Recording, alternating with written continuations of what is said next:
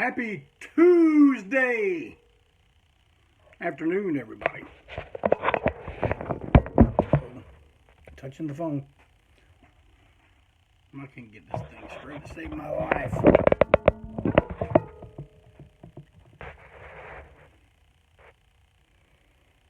Is anybody going to break on with me? Okay, there we go. We got some. There's Marvin. How's it going, man? Yeah, there we go. There we go. That's good. Let me stop the C movement here.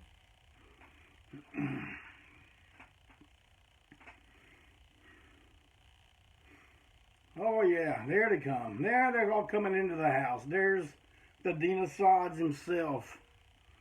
All right. Hey, everybody. Hey, Pat. Hey, Jules. Shane. Marvin again. Well, you know what we're going to talk about today, right? Well, I was packaging up some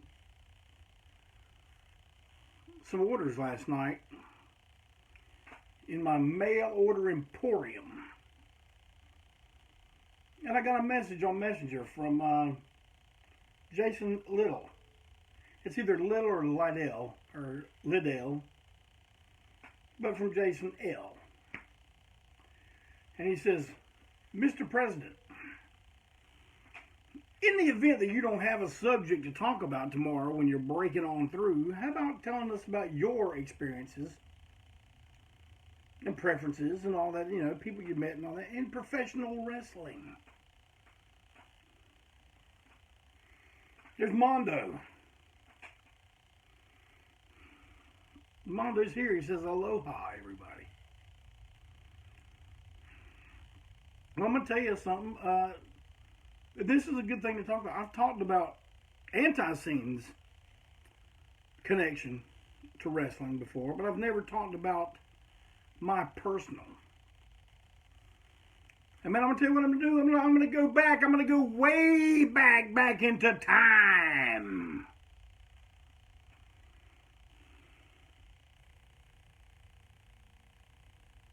When the only wrestling that existed for us was Mid-Atlantic. But I'll tell you what I'm going to do. I'm going to go back even a little bit further. I'm going to tell you how I first got hip to it all. All of it.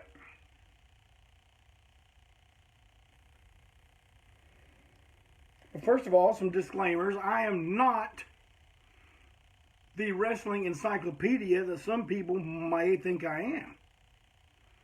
Now, if you want dates and title changes and years that people are in territories, now there's a few people you can talk to besides me.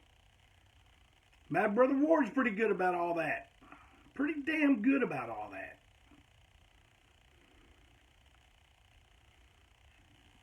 Our former sound man and merch man Todd Ness T. Goss is a walking encyclopedia of wrestling. Justin Crockett, the Widowmaker, another encyclopedia. Mondo Braswell can probably tell you all that stuff. Now you see, I saw it. I was there. I lived it. When it comes to dates and you know, man, all I do is I just liked what I liked. Can you dig where I'm coming from? Now, the first time I ever noticed professional wrestling would have been in the late 60s or early 70s when my grandfather Barringer, Roy Barringer, let me give you a little description of Roy. Slender fella, always wore gray Dickies, top and pants, always. Had in some big old Buddy Holly glasses. Always chunked a cigar. Had that hair kept tight, real close.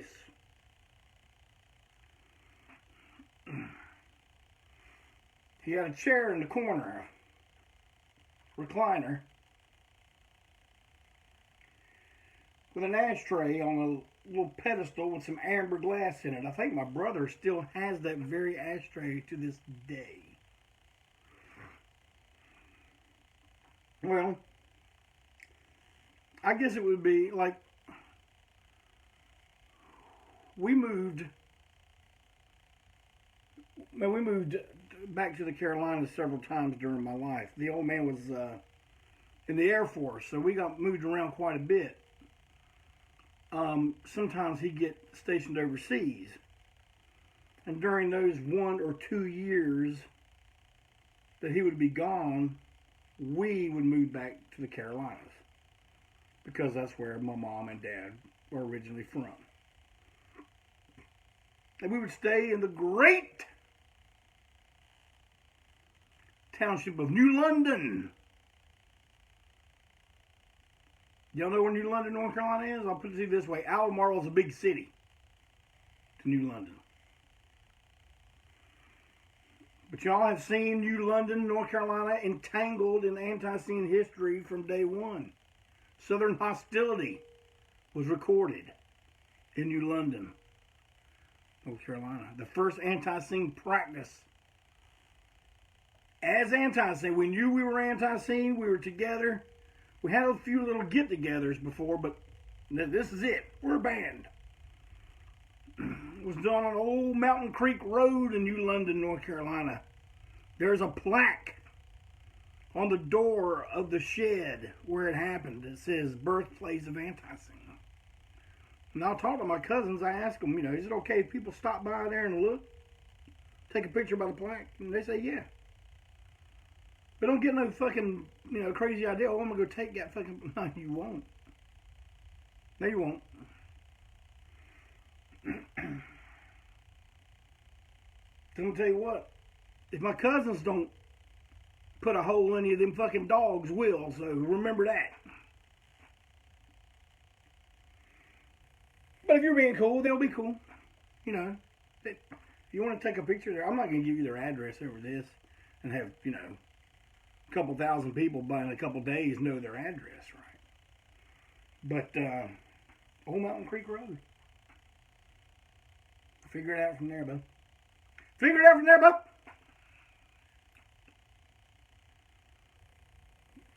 But Roy Barringer used to come in either from working at the aluminum plant, Alcoa down there in Baden, or from his pretty damn big farm that he had right there in New London.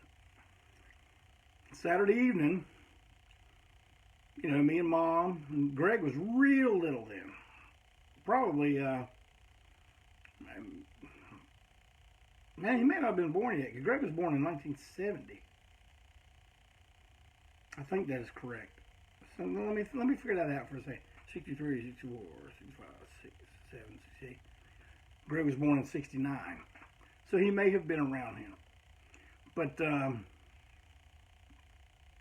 he was a baby. He wouldn't have remembered this at all. But Roy was the kind of guys, and this was the old black and white wrestling, It's like, it didn't really catch my attention because it's just a ring, real far away and two guys going at it and some commentating. That didn't do nothing. But when they talked to the guys and there'd be a little bit of shit talking, that would get my interest. You know what else got my interest? When my grandpa would take the damn TV guide and throw it at the TV, not pleased with the results he was seeing right then. Now, Roy was the type of guy that, if someone said, like we used to call him Pa, his thing was you go, Pa, you go, wide! So he's watching wrestling. He ain't digging the outcome. His guy ain't on top, He would slam things on that chair, the foot thing on the chair, slam it. pop the damn arm of the chair, throw the TV guide, get up and walk out, claim he ain't watching it ever again. That kind of shit. I saw that quite a few times. And I'm like, wow, man.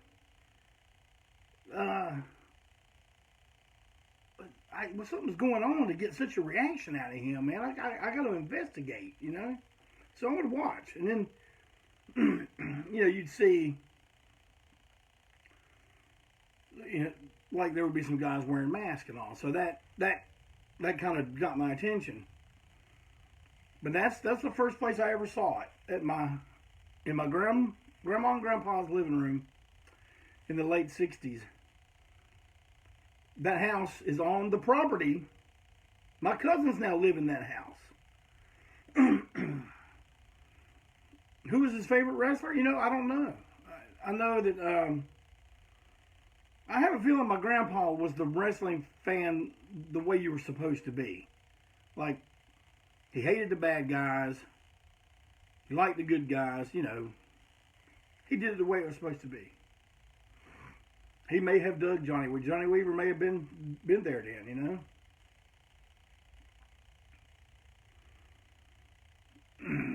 But anyway, let's fast forward a few years. I don't even remember who took us. But we went to our first live wrestling match at Pfeiffer College in the gymnasium. Man, I'm all about it. We're going to go see wrestling? Hell yeah. We had ringside seats too. I don't know how we scored that. I don't know if it was general admission or what. I mean, man, I'm pretty young at this point, you know. But I'll tell you what, that live wrestling at Pfeiffer College had a few things in it that I took away, and it's still with me today.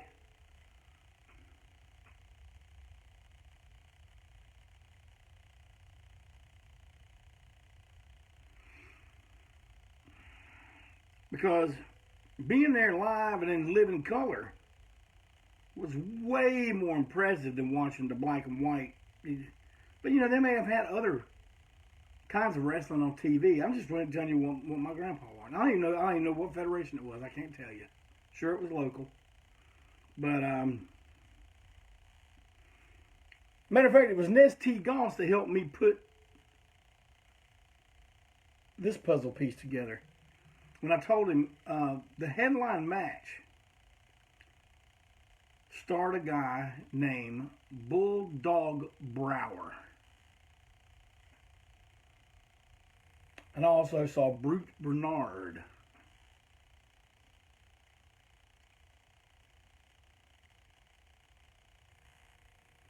I want to say I saw Rip and Buzz Tyler. But I remember there was some women's wrestling, you know, and it was, you know, one mean-looking broad and one little skinny farm girl with the two pigtails and the bib overalls and the tablecloth shirt, you know, Daisy May, or I don't know, you know, barefooted, and you know that was very enjoyable. I remember that. I just remember the visual. I don't remember the names, but man, I remember Bulldog Brower because he was coming up all through the thing and talking and yelling and I had not seen anything like that up to this point. And then when he started wrestling, it was a completely different thing. He had the chain around his neck, and the collar, and I just remember, you know, just being there watching, mesmerized, scared to death of this Bulldog Brower guy, but not able to take my eyes off of him at the same time. And I just remember being so close that I could see him doing the gimmick where he'd do his eyes real wide and start crossing them, and he let drool run out of his mouth while he's holding, a guy in a hold, some kind of choke hold or something, and he's just, the referee's trying to pull him off, and he's swatting at the referee, and man, that was one of them times where you walk out of somewhere and something has changed for life.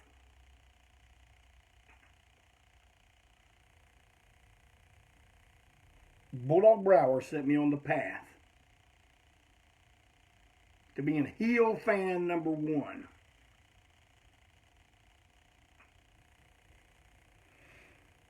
So, of course,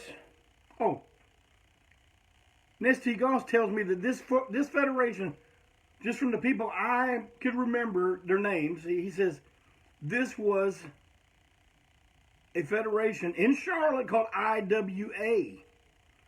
They said they ran concurrent with Mid-Atlantic, He said they had TV. That must have been who we were watching. I guess. I don't know. I do not know. Maybe if I had an ST on screen with me sometime, we could get some real action going on here. All right, so everyone knows, everyone vouches for what Nesty Goss says. IWA Charlotte, okay, or Carolina. I don't know, South Carolina. But I just remember Saturday afternoons we start watching Mid-Atlantic, and the first people to really make an impression on me in the Mid-Atlantic, it was all bad guys, all heels. I was a heel fan, man. I was interested in bad guys. I loved Ivan Koloff. I loved Blackjack Mulligan. I loved the Anderson brothers, Gene and Ole. Man, I think those guys, just watching them on TV made me more nervous than seeing Bulldog Brower in person. They just seemed like guys that would hurt you. Hey, man, can I have an autograph? Yeah, pow! No, you can't have no autograph. Man, get out of my face. That kind of thing. I loved them. Loved them. And then, of course, when we discovered Ric Flair, even early, maybe he wasn't in that time, but watching Mid-Atlantic, because, there was the whole Mid-Atlantic thing. There was a feud between Blackjack and Flair at some point where, one took a hat and destroyed it. But they did that earlier with with Blackjack Mulligan and Rufus R. Freight Train Jones, and Rufus would come out there with a big crown on, not like a Burger King crown, but one like Lawler would wear, and he proclaimed that the people's crown, he is the people's champion. Man, it's a long time ago. This ain't sports entertainment on Monday night, man. This is, people's champion. The people gave me this crown. So Blackjack Mulligan, of course, takes it in the middle of the ring, gives it a couple big elbow drops, and busts it all over the place, And man, even though I'm developing into heel fan, man, I felt bad for Rufus R. Jones, man. I mean, goddamn, Blackjack. Man, I know you're mean and shit, but why'd you have to break the man's crown? Man, the people gave him that crown. Damn. I saw someone mention Buzz Sawyer. That son of a bitch would make somebody nervous. God damn, I think he was legit crazy. John Kernodle, yep. You see, later on was when we seen Sergeant Slaughter and the privates. Don Kernodle and Jim. All right, y'all help me out. Jim, what's the other private? The one with the real big head. Bald head, or buzz head, His head was incredibly big. But I used to love those guys. And, man, when I saw Ivan Koloff, I was like, You know, man, that's kind of the look I want to go for right there. That bald head. You know, now Spike Larson and them from here in town, they'll tell you, oh, Clayton was the first skinhead. Man, I was trying to be Ivan Koloff.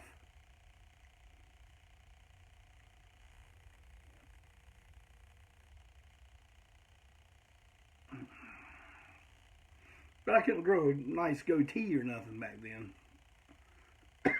Maybe I had a little goatee, but that's where I was coming from. Man, almost everything we did, the people would try to put some, oh, you know, the blood is like your pain and the inward, the pain that's in your soul. No, it ain't. It's wrestling.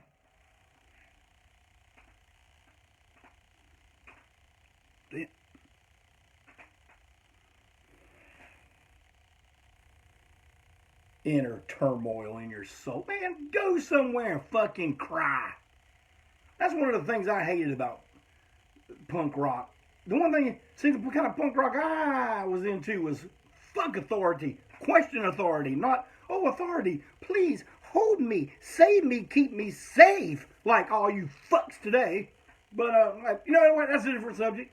That's a different time. Let's stay on wrestling. So, you know, then we start going to some live Mid-Atlantic. Man, I was at one of those Thanksgiving Day shows. And, man, for the life of it, like, we were pretty far back. But, you know, we were young kids, so we were running all over the damn place. You know, trying to get a better look. And I remember it was a cage. I remember it was Flair and Valentine. Now, I do not remember if they were against each other or if they were tag teaming against someone else. But man, another thing, the blonde hair, you know, about 20, 25 minutes into it, that blonde hair is red. Both of them. And they're, you know, trading the lick, then the hair is going everywhere, the sweat, the blood's going to slide everywhere. Man, it's another one of them nights. Came walking out of the building and I'm just like, oh man, I should have just saw, you know.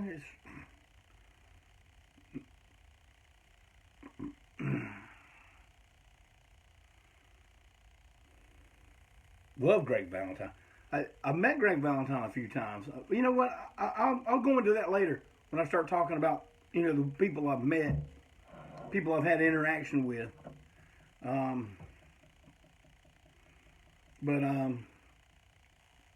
So I watched Mid-Atlantic, you know, until I left home in the early 80s. Then I moved to Charlotte. Charlotte, North Carolina.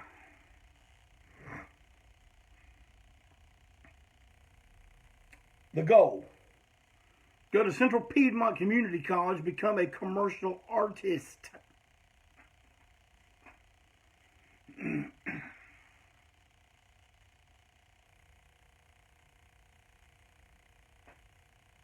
And says to me, I tell you what, you go down to Charlotte, as long as you stay in school,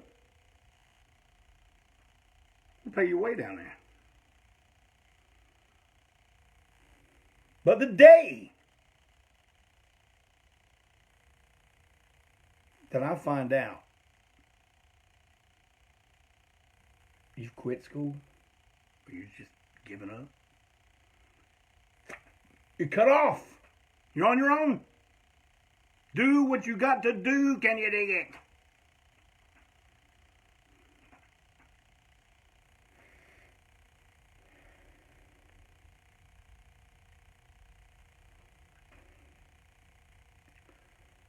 Got to see a lot of Mid-Atlantic Live down there, man. And I'm going to tell you what, there's a corner on Independence and Kings. Kings Drive and Independence. If you're on Kings going toward Central Piedmont Community College, there used to be a gigantic billboard there that had the triangles that flipped. And they would change the picture. Like it'd be Flair, Steamboat, Chief Wahoo, you know, or something. And there'd be one over here doing it. And it was like for Mid-Atlantic Championship. You know, the chances of anyone having taken a picture of that, I bet it's slim to none. But man, if anybody out there does have that picture, I will pay for a copy of that. I would love to see it. It was across the street from Charlottetown Theaters.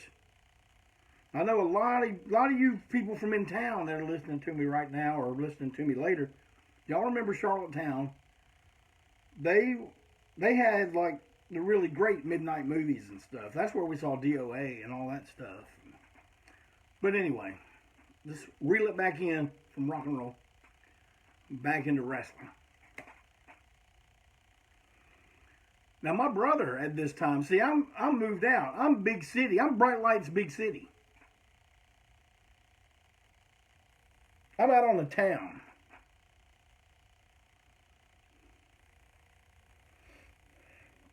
I'm supposed to be doing some damn schoolwork. But you gotta understand something, man. I am an artiste. You start getting into that commercial part of it where you have to take sales classes and, I mean, I like art history and all that stuff, but man, you know, I had to create. I was there to create. I was not there to be a slave to the man.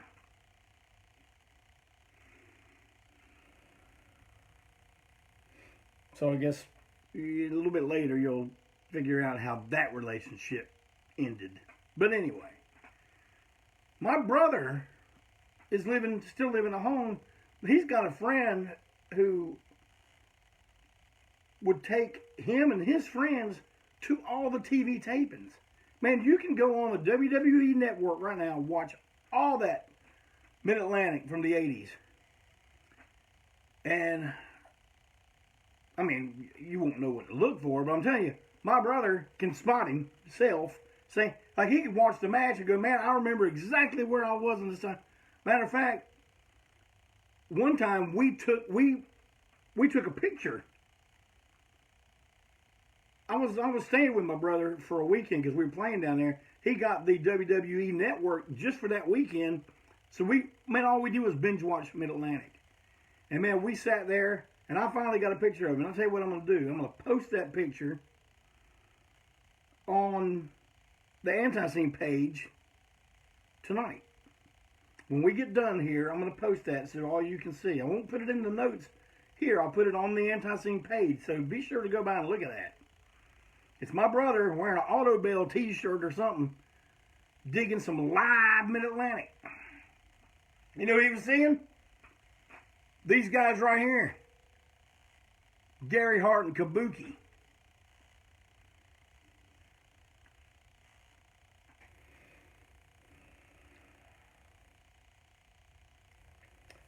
So I'm Charlotte.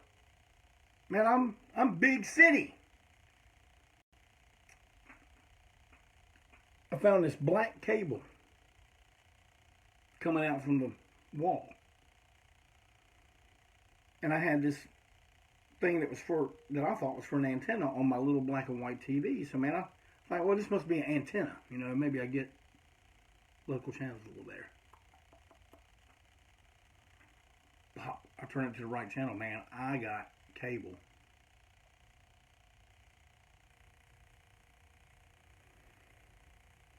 So, what happened then, you might ask? Well, on Saturday, I'm flipping channels, man, and I see, for the first time ever, I've heard about it through a wrestling magazine. See, that's another thing. Me and my brother collected the hell out of some wrestling magazines now. I still got several hundred. Shit.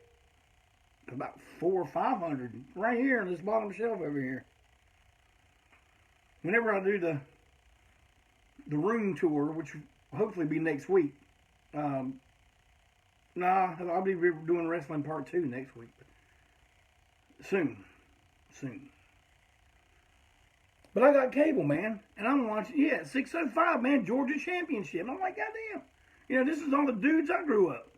Watching all my Mid-Atlantic guys were here. Except these new guys that I'd never seen in movement, the Road Warriors.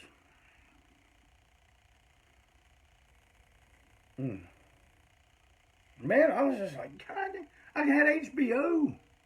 I didn't know it. That's the first place I watched Quest for Fire. I used to think, what's that got to do with wrestling? Well, Exotic Adrian Street was in it. That's what it's got to do with wrestling. And it's one of the greatest movies ever made. I bet I watched it 10 times in black and white before I ever saw it in color.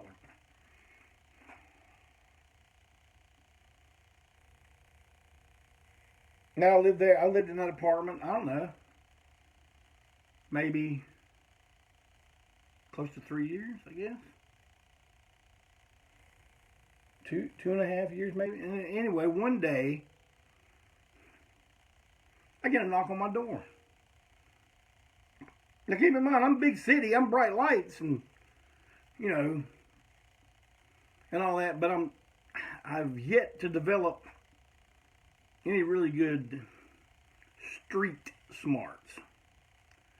Because the hard streets of New London and Albemarle, you know, you didn't have to know a whole bunch.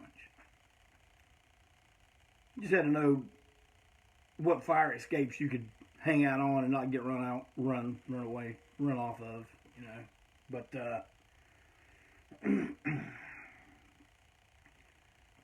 cable guy.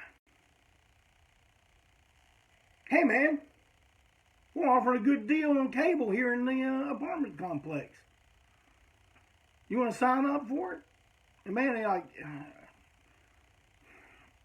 at this point, you've all figured out the school and Jeff thing did not work out, man. When they start talking math and stuff like that, that's where we kind of had to part ways. Plus, I started singing. I became a singer for a rock and roll band. So, that's what Mom said. You on your own, hoss? So I'm working at 7-Eleven. This is before the legendary Joy Adult Bookstore days. We're still in the early 80s, man. So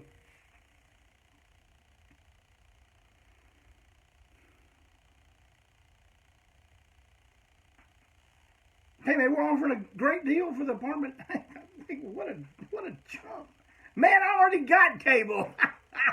Man, get out of here. Sucker.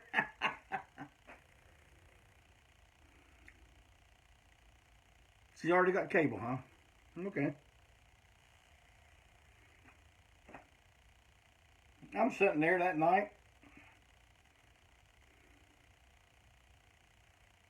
Probably cooked me a hamburger that was frozen, you know, putting a pizza pan on the frying pan and letting it thaw out and everything. 2 pieces of loaf bread and some ketchup, you know. Probably watching Quest for Fire again. I don't know. Well, I'm sitting there watching, man, I'm into it, and all of a sudden, it's gone.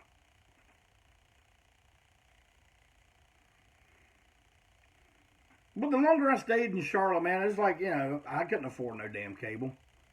And of course, I had to strut around like a damn barnyard rooster crowing to the cable guy. All I had to say was, nah, man, I can't afford cable.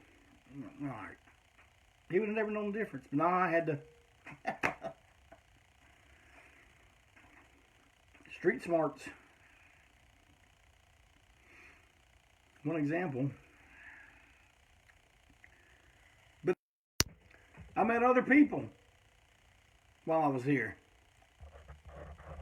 One of them was a man named Glenn Heinzman. And he worked with some dudes over at a comic book shop, you know, and they invited me over to watch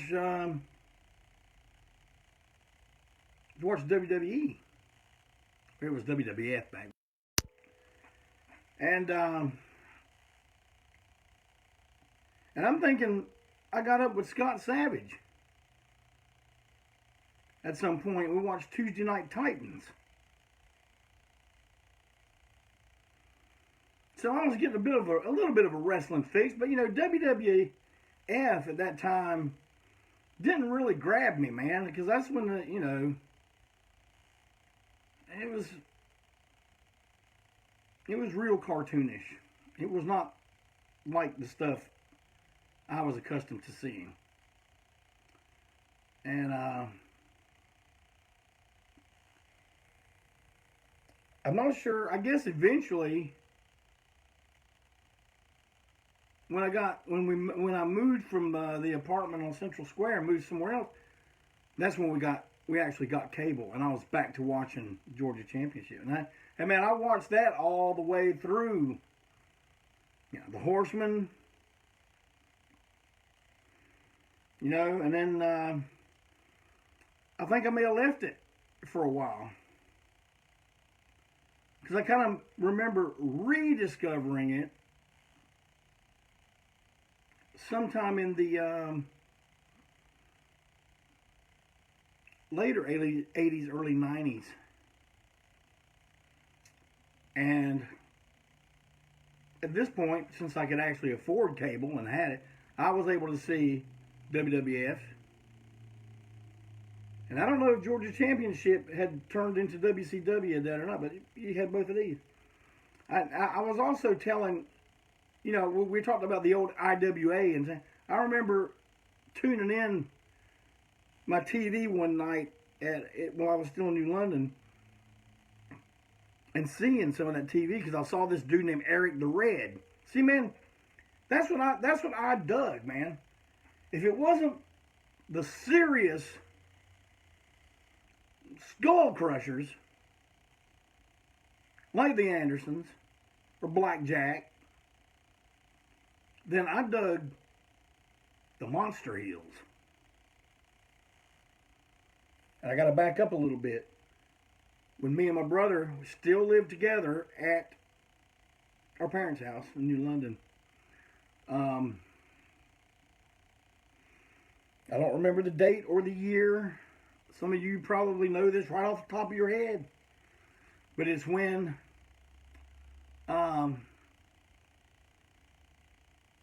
somebody brought in something for Wahoo McDaniel. And it was Abdullah the Butcher. And he came running out of there. And man, we'd only seen pictures of Abdullah. No movement, no action, no film clip, nothing. You know, and it's like, this is one of the guys I want to see. You know, here he was in the Mid-Atlantic. And he tore Wahoo McDaniel's head wide open and tried to stick a pencil in his eye and stuff. And man, me and my brother watched it in the afternoon, and there are people that will say we're full of shit, but this is the damn truth now. When we watched it that afternoon, it did not have the psychedelic censoring.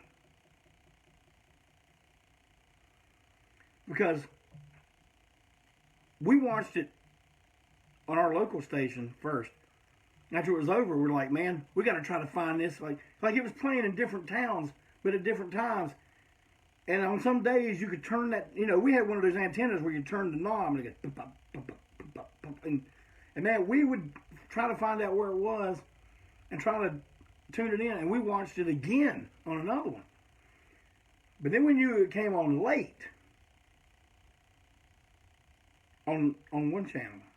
But Mom and Dad had commandeered the TV at this time, so it had to be back in my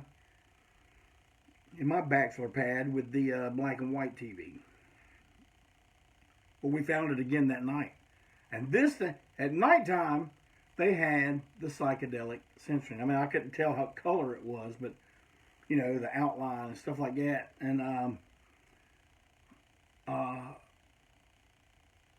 that was one of those real defining moments for me. Yes, I think you're right, Marvin. I think it was Paul Jones that brought him in. But, you know, they had him on there doing interviews with Bob Caudle, and he's eating, like, got a piece of raw liver in his mouth, and he's just, You know, and I remember Ricky Steamboat and Jay Youngblood coming out. Oh, man, how are you going to have that on this TV show? Oh, my God, that's so disgusting. And I'm like, shut up! Loved Abdullah the Butcher. And I saw someone else mention Ernie the Cat Lad. See, man, that's the type of stuff I dug right there.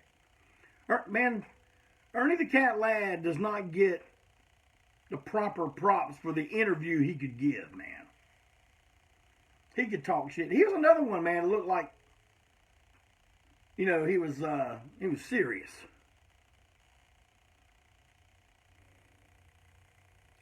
So,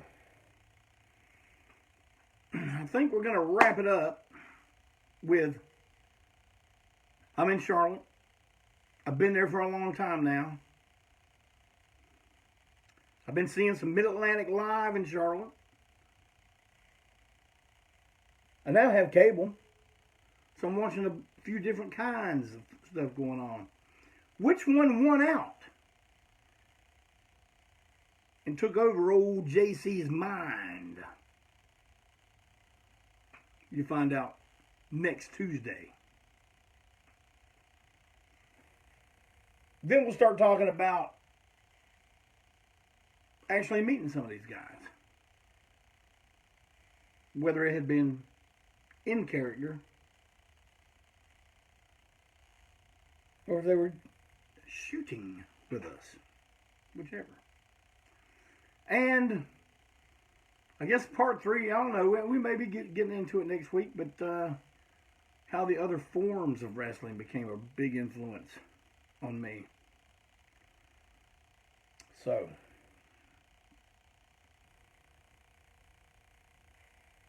and I got to remember to tell the story of how my brother caught Ric Flair's jacket. Now see, that's your cliffhanger right there. My brother caught Ric Flair's jacket at one of those TV tapings for Mid-Atlantic. So, anyway, I'm going to make a few announcements, and then I'm going to head on down that lonesome road.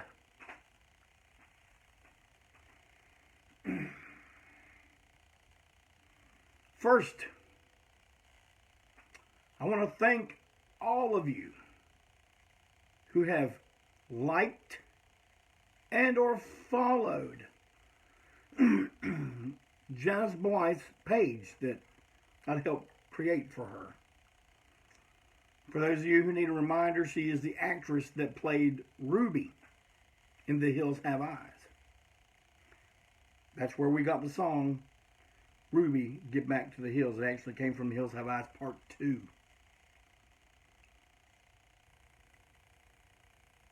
You got to remember something about Ruby. She did the biggest heel turn ever on her own family in Part 1.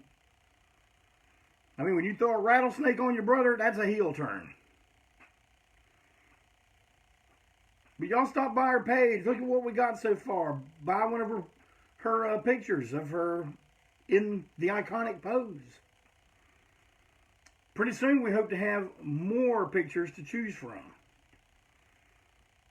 So thank you for everyone who has helped out in that aspect. And it's looking like live from quarantine.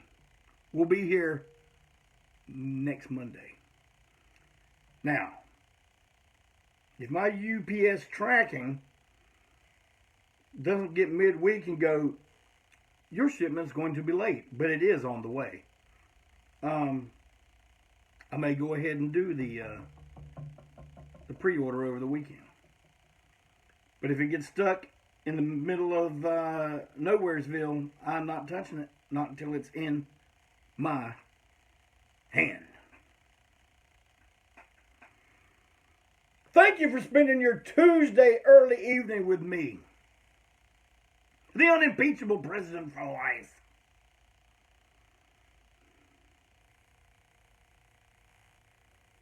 Just pay attention to what you do.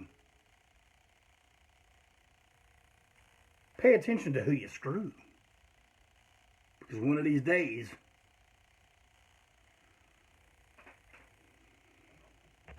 you're going to have to break on through. Yeah.